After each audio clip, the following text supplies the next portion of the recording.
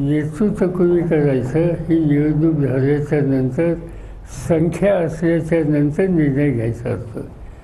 आज कशाचा काही पत्ता नाही.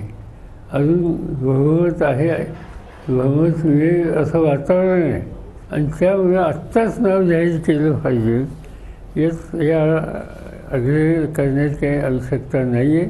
शरद पवार असे म्हणाले की महाविकास आघाडीच्या संख्या ही ठरल्यानंतर मग मुख्यमंत्री पदाचा निर्णय करेल. चुकीचं काय महाविकास आघाडी म्हणूनच आम्ही पुढे जाणार आहोत आणि महाविकास आघाडीचा जेव्हा आपल्या संख्याबळ आल्यानंतरच तिथं मुख्यमंत्र्यांचा चेहरा फायनल होईल.